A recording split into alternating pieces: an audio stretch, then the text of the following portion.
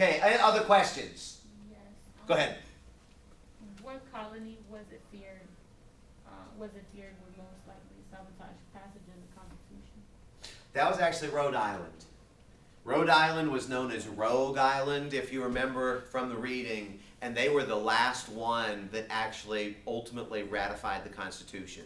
And they did it, if you would have changed 2 votes, they would have killed it. But as it was, they passed it, I think it was like 34 to 31 or something like that. Yes?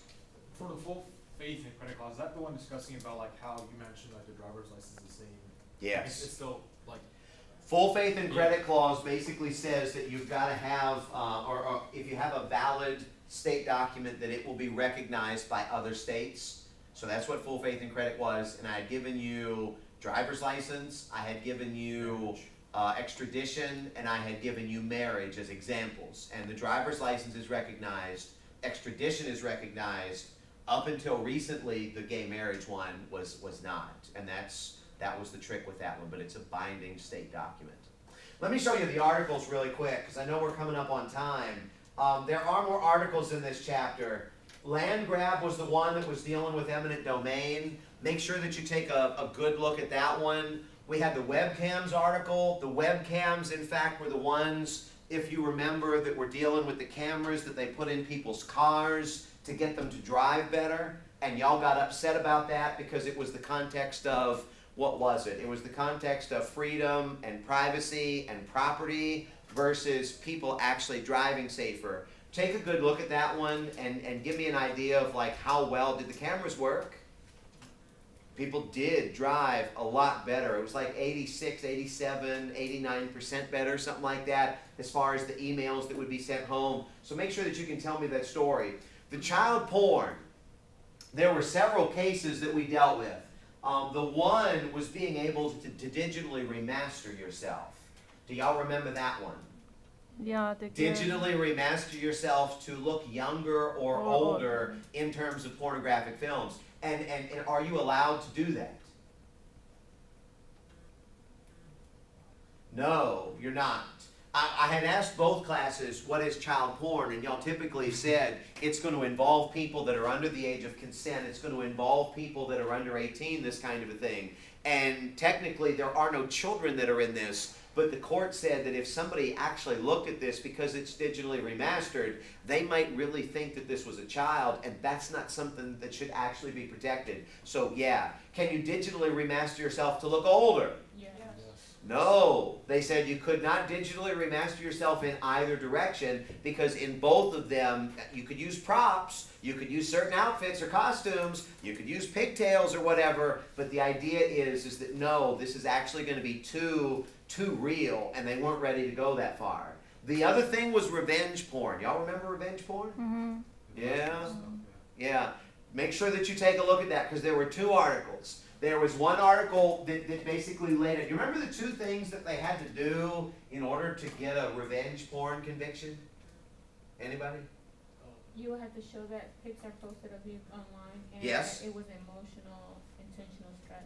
Had to be an intentional emotional distress, yeah. And it's easy to prove that somebody posted pictures of you. It's easy to determine who it was and obviously what the pictures are. But the other piece of this is that you've got to demonstrate that intentional emotional distress, and that's a difficult thing to do. The other one was about the guy that got 20 years, I think 20 years in jail.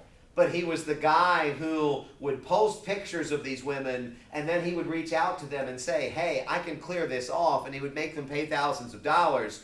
It wasn't that he got all that time in prison because of revenge porn. It was because he had basically gotten that much time for extortion is what it was. Maybe some fraud in there. There's 2 articles that I need to post. One of them was the assault on separation of powers.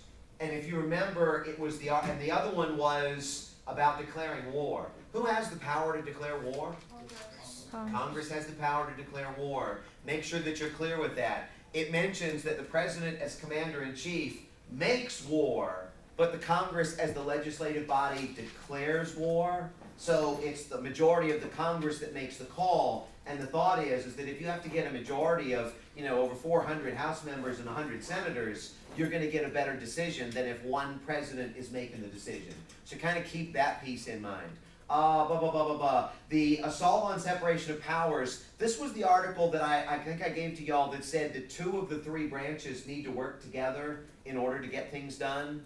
So if you want a criminal prosecution, the executive has got to make a case to the courts in order to gain a conviction. The president and Congress typically have to work together to get laws passed, these kinds of things. And it was kind of a quickie at the very, very end, but I'll make sure that those get posted in there. Did y'all have any questions? Because I know we're coming up on time. Did y'all have any questions at all about the court part? What do we need to remember? Well, all of the notes are fair game. So did you have any questions about any of the specific notes? Whereas for chapter 2 in the documents, it says Declaration of Independence, are you referring to the who, what? And then Yeah, what? I think you can go with that. That's fine. Yeah. Yeah. So do you have any questions about the court notes?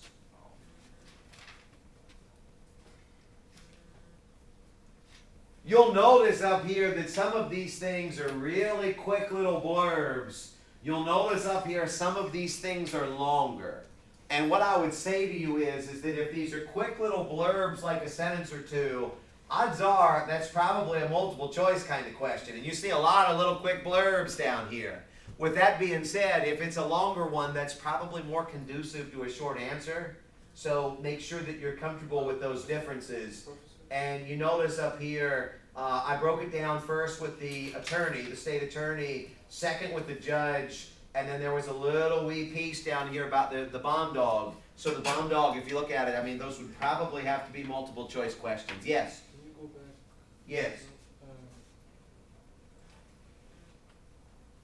No, the first page. Why did you say down a little bit? Always not. That's what the state attorney said. Always check the security cameras and videos around the crime scene, because typically those are the best witnesses that they can get. There are so many cameras that are out there. And there was another one down that never asked a question. Not the Yeah, if you don't know the answer to the question and then somebody gives you the answer you don't want, then your case has just been shot. Yeah. As a lawyer? Yeah, that's what he said. When he was talking to y'all, he said you never, that's one of the golden rules. You never ask a question that you don't know the answer to in court, because you answer questions you know the answer to because that's how you build your case. If that one time you don't know the answer and that's the thing that you ask and you get the wrong answer, it can totally kill your case just like that. Just like that. Anything else that y'all have questions about? I'll make sure that I post those last 2 articles. And like I said, I think right now I have about 25 multiple choice questions for y'all, maybe 26.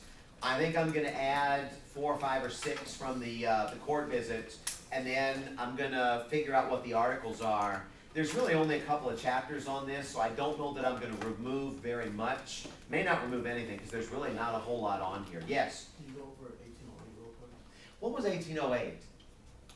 3/5 clause was one of the things that dealt with slaves, and it said that 5 slaves equals 3 people. What did the 1808 clause say? Like for 20 years, like something like What about 20 years? You're right. From 1789 until 1808, what could the states, what could the country do? Slave trade. They could participate in the international slave trade. So, if you remember, some of them wanted to ban slavery, but they didn't ban slavery because if you remember, slaves were considered as property. So the idea basically is, okay, if slaves are considered as property, we can't take away people's property, but what we can do is stop the international slave trade. They gave them 20 years, and the thought is that at the end of these 20 years, you're not going to import any more slaves. The slaves that you have are going to die off, and then the institution is going to slowly go away. But what ended up happening was that they accelerated the importation of slaves, and then they began to breed them. So the irony is that this actually increased slavery rather than ever actually killing it at all. And the other piece on this, there was the 3/5 clause, there was the 1808 clause. Did y'all see anything else from the chapter, from the reading, or anything that dealt with how the original Constitution dealt with slavery? that. What's that? It didn't. Well, it also mentioned the fugitive slave clause in there. And the fugitive slave clause actually said that you would have to return runaway slaves, even if they were in another state, back to the owner that they had run away from. And the idea is that if your property and it's legal and it's got documentation from another state, and then you catch that runaway slave in a different state, then you've got to be able to return it back. That was what the logic was. So kind of keep that in mind.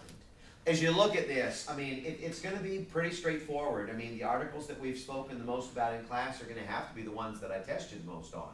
The multiple choice will be a little bit tricky, and I promise that there's going to be a decent chunk from the court visit on there, or at least from the notes from the court visit. So kind of keep that in mind. Have y'all got any other questions? All right, sure. If you will stop the tape, I will go ahead and get this uploaded.